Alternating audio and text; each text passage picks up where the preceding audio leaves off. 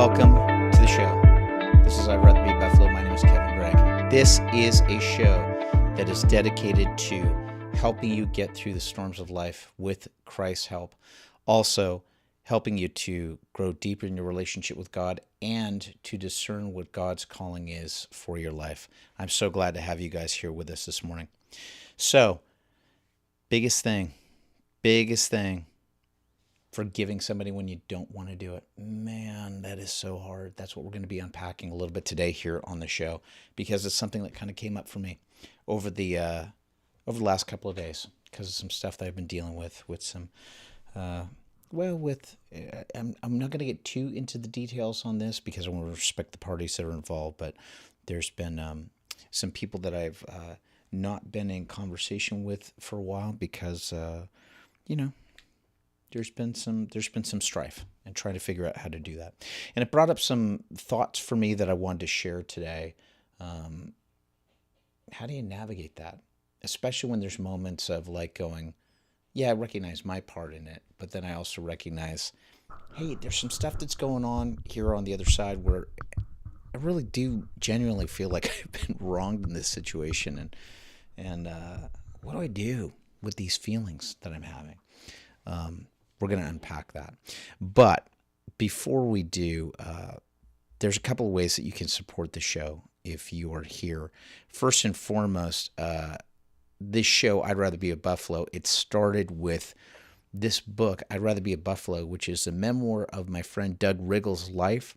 He passed away in October 2024, but before that, he shared a lot of the struggles and challenges that he had in his life and how he was able to get through it with Christ's help. I was able to help Doug with creating this book, and as he went through many, many hardships and how he was able to handle it with grace and with Christ's help, he did it through his story, which he shared with the world. And if you go to I'dRatherBeABuffalo.com, you can find it in there. I got to make sure that I put the link for that in the description below. I didn't do it yet, but I will change that after the live stream today. So I'dRatherBeABuffalo.com. You can go over there and purchase the book. It's available through Amazon as well. Also, one of the ways I help Doug with telling his story is using my skills and abilities I have as a creative director, producer, and writer. And I'm actually applying that to other people now, that if you feel as if God is calling you to use your creative skills, you can head over to my community, which is over on Working Creatives. It's Working Creatives, which is on the school platform. And you can join the hundreds of people that are trying to get their creative work done, get it to their audience, find a market for it, and to get income and revenue coming in for the creative work that God has put on your heart. You can support the show that way. I'll make sure that I have the link to that in the description after the live stream as well.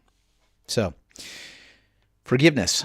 Yeah. Just to give you a little bit of a background on this, and again, not getting too into the weeds, to make sure that I respect the people that are involved. But several months ago, just had a conflict and strife with some people, and it's ultimately has led to there's no communication that's going on right now. And there's definitely times where there have been moments where I've had waves of feelings that have been coming over me. And it can get very confusing, especially when you are a Christian. I'm a Catholic Christian, and there's a lot of times where you think about, well, wait a minute, I'm supposed to forgive people, to have mercy, and what does that mean, especially as I'm supposed to turn the other cheek, or to, if somebody presses you into walking a mile, then you go another mile. How do I write all that? I think there's a balance that comes with all of this. And I want to be clear, I think, up front as I'm talking about this. Some of the stuff that I'm talking about, I completely understand that if you happen to be the victim of abuse, whether it's sexual abuse, physical abuse, or whatever, I think that the things I'm going to be sharing here today don't necessarily pertain to you, though there is a part of it of going like, Lord, help me to figure out how I can, forgive and let go. what that person did to me, but that doesn't mean that you allow them back in. I just want to put that little caveat up front. So for anybody that's dealing with sexual, emotional, or physical abuse, you're in a specific category that I don't want to be light about, and I don't want to be dismissing out of hand. So I recognize that. But for others of us, and believe me that there's some aspects of this that dealt with some emotional abuse, but sometimes we're just dealing with bad behavior that's happening from people, whether it's what they say, what they do, what they don't do, whether it is intentional or not. And I've been trying to navigate this a lot. There's been actually some things that have come up for me in my mind and my heart where, I completely understand it when you're trying to work with somebody that is, for example, somebody that is a fellow believer that is on the same path, is seeking God, is seeking Christ, is asking for the Holy Spirit's intervention in your life. It's another thing when you're also dealing with other people that don't have that, or like are actively rejecting God, rejecting any of that stuff, rejecting any of the precepts of the church. And then you happen to be in the same sphere. And I think that there's a couple of things that came to mind today that I wanted to share with you that God willing is going to be helpful for you when you hear this too. Because a lot of Christians will want to default to, Christ says in the Bible, if somebody strikes your cheek, then you turn the other cheek. And I think that the thing that I want to express here is that when Christ is saying that, this is not about you being subjected to more abuse by the person and going, well, I guess if they're gonna beat me up, I guess the Christian thing to do is to allow them to continue beating me up. That's not the purpose of what Christ is asking you to do. As a matter of fact, I would propose this. When Jesus is talking about that parable, what's really happening is how we are responding, not reacting to what the person's thing is. And I think that in that situation, when somebody is acting out poorly, sinfully, how we respond to that is also going to be a reflection of them. For example, if somebody is acting poorly towards you or saying other things, this idea of turning the cheek and not saying anything at all and allowing for the person to continue on or to amplify their sinful behavior, it now stops just becoming something that has happened to you, but it now starts becoming something that other people are able to see. Or, God willing, the hope is that it's able to cause the person that is committing to the sin to recognize that the amplification of them continuing on their sin, their behavior, or what they're saying, God willing, it gives them enough space to go, oh, wait a minute, I'm overdoing it here, or I'm going overboard, right? So, for example, and this can happen in situations of, I've been watching a lot of content that has to deal with narcissistic disorder, and also people that are dealing with narcissistic abuse, right? That there can be things that happen in some of those relationships where somebody is talking poorly about you, right? I love the phrase that the Catholic Church has, which is calumniation. When somebody commits calumny against you or calumniates you, it's basically that they're speaking lies, non-truths about you to other people.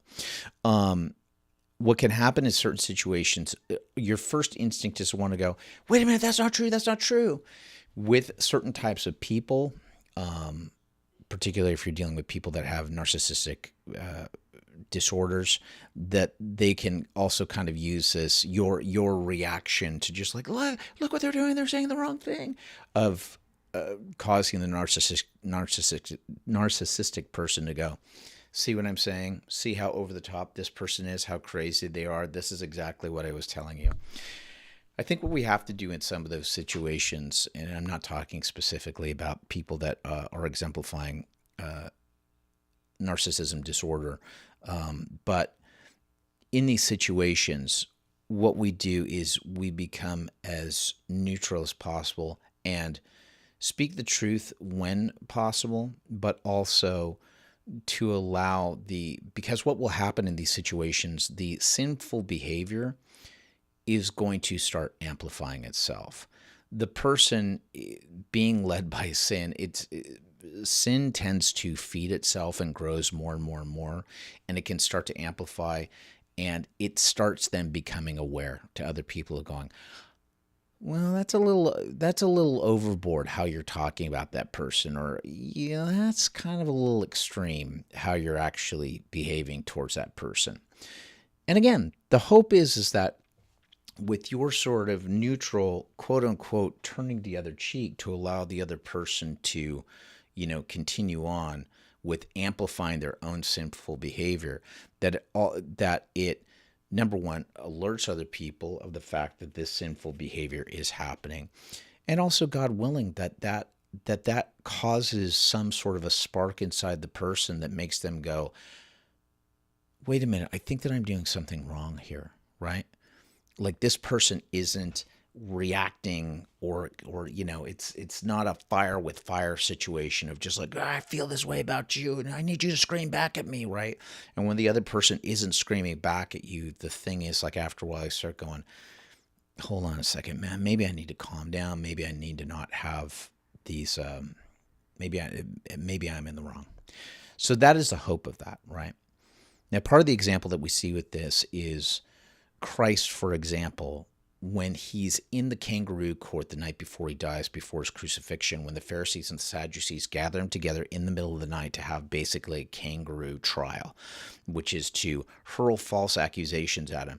And yet, even in the middle of that, right, Jesus still states the truth of who he is. Like, he's called at one point, I'm terribly misquoting it. I have some of the scriptures that are below in the description for this below. But, the Sanhedrin push him on this of like, are you the Son of God? Are you the Messiah? And he states the I am statement, which is basically, the divine statement, which causes the high priest to tear his robes and all this other stuff. But then there's also, so Jesus in that moment speaks the truth when necessary, but then is also subjected to false accusations, which he's not saying anything, and that they are striking him and belittling him, and he's not fighting back against it, right? So we get to see in that moment, as readers thousands of years later, taking in the gospel, we get to see the sinful behavior that the Messiah has to go through in order for our redemption and for our salvation. It is a necessary part of it. It's not about Jesus standing up and fighting these things. It's allowing the sin to happen so that all of this comes out, so that us on the other side say, this is wrong. Look at how he's doing this. He truly is an innocent lamb going to slaughter for sacrifice for us, unblemished, right? There's another part of this too, which is interesting, is Jesus is on his way towards ultimately his crucifixion. But at some point when Pilate ends up trying to bring him over to Herod, sort of the other regional king that's in the area, to try and resolve this. That King Herod that Jesus is brought before is kind of this is somebody that is not operating within God's will, God's way, any of this stuff. He's literally a guy that's just like going, oh, I've heard about this guy. I've heard about this guy that does kind of magic things, and I want to see this guy. And this guy is not truly, not really a believer, not really following in God's will, and is, in that moment when Jesus is presented before him, Jesus says nothing.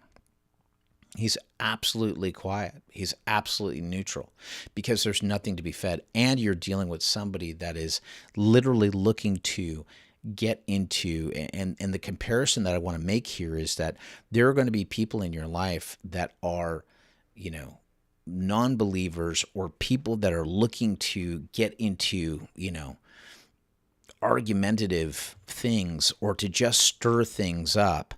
And they're not walking in God's will, but they're doing this because it feeds a sinful aspect of them. And in those moments, we have to also model Jesus in that situation and just go, I'm not participating in this conversation. I'm absolutely neutral with this, which diffuses it, because especially where King Herod is concerned with Jesus being presented to him after he has been beat up, mocked, spit at, all of this stuff in the trial that's happened the night before. But now he's being presented in a state of physical, mental anguish and misery that's already just started. It's going to get worse as he goes on towards the suffering that happens in the crucifixion. But that this King Herod is almost gleeful in the presence of Christ, of like going, oh, I heard about you. What do you do? And almost like blind to the other pain and suffering that Jesus is going through, and instead wants to get to what he wants. And in that moment, we have the model that happens of just like, well, I'm just not going to say anything. Now, we're to model that too, but how does all of this apply to the forgiveness and mercy that we're supposed to show other people? I think that really what happens here is that when we are doing this forgiveness, when we are trying to get on this path of forgiveness and mercy towards others, it doesn't mean that we're fully subjugating ourselves to their continued sinful behavior, right? But what we are doing is that we're trying to see past that. And again, this is what love is, right? We don't get it confused with so much stuff that happens in the late 20th century and 21st century of love is love and whatever you want, and that's good. And, oh, I love a chocolate bar and it doesn't matter who I love. And let's get to the truth of what love is. Love is about willing the best for the other person. And that best for the other person is for them getting into communion with God and with the church and getting to their eternal salvation. That is what love is, all right? And so when we are trying to love the other person, we are trying to see them as the human being that God created them to be, with the potential of what they're supposed to be heading towards. That's what we're supposed to be giving the dignity. They definitely may not be acting that way at all, but we try to see past what the behaviors are to what it is that God originally created them for, which is to be in communion with him eternally and in salvation. That's what we're trying to do. That doesn't mean that we also accept and agree with what they are saying or how they are acting. This is a big thing that's happened with me too many times over the years, right? Too many times over the years, I've been in conversations with people, or I've even been on streams with people or whatever, and they are living a life which is antithetical to what it is that God has called us to, right? Whatever their choices or their behaviors are that they have in their life. And there's been many, many times where I have sat there and I have just not said anything, but I've said it with sort of a little bit of a smile on my face and maybe a little bit of a nod, right? But what's happened is, while I have done that, I have unknowingly, because they're in a completely different headspace, they think that with even that slight smile or that slight nod that I have in my head, that I agree with what they are doing in their life. And that's something that I'm desperately working on, because that's also not love for the other person, right? Love is about having these uncomfortable moments. And like the truth of what Jesus was doing when he was in that kangaroo court with the Pharisees and the Sadducees, of stating the truth, even though it may mean an explosion of, what are you saying? And getting struck at and spit and mocked and all of that stuff. Christ has also called me to that. Now, in terms of the mercy and the forgiveness, we try to look at who the person is ultimately, what God created them to be, and what he ultimately wants for them, whether they choose it or not, right? That's the first step. The other step is also about praying for them every single day. And that's really, really challenging. And part of the prayer is about like, Lord, I pray that who it is that you wanted them to become in life, I pray that they have that and that they find that for themselves. Um, and I pray that they get there. Also, Lord, please help me with my own mind and with all of my discomfort and all of the other things that are churning up for me. Show me where I'm getting it wrong in my life. And also, where am I getting it wrong in my relationship with you? All of these feelings I have towards the other person, with how they behaved towards me, how they acted towards me. What is it in my life where I am doing a version of that towards you and towards our relationship, where I'm getting it wrong? Show me where I'm getting that wrong. And show me where I'm supposed to be having mercy towards this person. Now, what that also means is it doesn't mean that things get to go back to normal. They most likely don't. In some situations, there may actually have to be some version of physical separation in order for the healing to start for you, and to also just leave space for God to do the work. I've had this happen before in my life. I've had seasons of this before. I remember over 10 years ago, in my workplace situation, I had a couple of people, a couple of guys I worked with who we used to all be on the same level. And, through a series of, I guess the best way that I can put it is through a series of maneuvering, they ended up working their way up through the ranks and ended up getting to positions of leadership where next thing you know, I was involved in a number of projects with these guys. And there was a lot of frustration, bad behavior, at times where I've truly felt, I felt belittled or made less than, and felt like my hands were tied, and so much stuff that churned up for me, so much of feeling just belittled, made fun of, being asked to do stuff that I just was like, I don't agree with this, but I also don't have a voice. And there was so much of this that was churning up for me. And the situations I had with both of these people was just, it just consumed. It consumed my mind, my heart. I couldn't get them out of my head because it just felt like such injustice all the way around. My poor wife, Kate, just would have to deal with so much of mine. Oh, no, I can't believe that this is happening with this person. And then eventually, just over time, just learning to pray for them and to ask God to help change it. And the last people that I want to pray for every single day. And yet over time, and it's interesting how it happens after you do it for about 30 days, then 60 days, then 90 days. And then circumstances started presenting themselves where we weren't in the same circles anymore. We're getting further and further removed and distance. And the more distance that you have, the more sympathy and empathy that you have towards those people. But it doesn't mean that you get them back in your circle, but you want the best for them. And so that you ask God to have the best happen for them, whatever it is according to his will.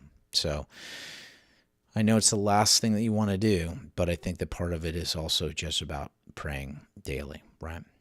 So several of the things I would just say in this is looking at the examples of what happened with Christ. Where are those moments where I need to turn the other cheek, not to be subjected to more stuff, but to leave space for an amplification that may happen of their sin for two reasons: to either have it more publicly broadcast so people can call them on it, or to have a transformation that happens in their heart. Where are those moments where I'm actively dealing with somebody that is truly not in step with God or following all of this, and me adding to the conversation or not saying anything? It's the best choice I can do. And finally, is there the possibility that there is a true need of physical separation that I need, or not engaging with the person as much in time, but also making sure that I'm praying for them on a daily basis? And I think that if you're doing those things like over time, you'll start to see the effects and the change start to happen for you.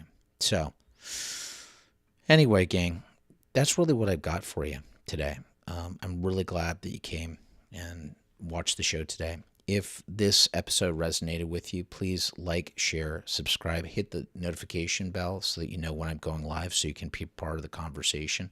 If anything that I talked about resonated with you, leave a comment about situations that you've had to deal with, and I'll be happy to reply to them there. Yeah, come on back, guys. I definitely appreciate it, and I'm grateful that you guys are here on I'd Rather Be a Buffalo. I will see you on our next episode. Thanks so much, everybody. God bless you. Have a great day, and I will talk to you soon.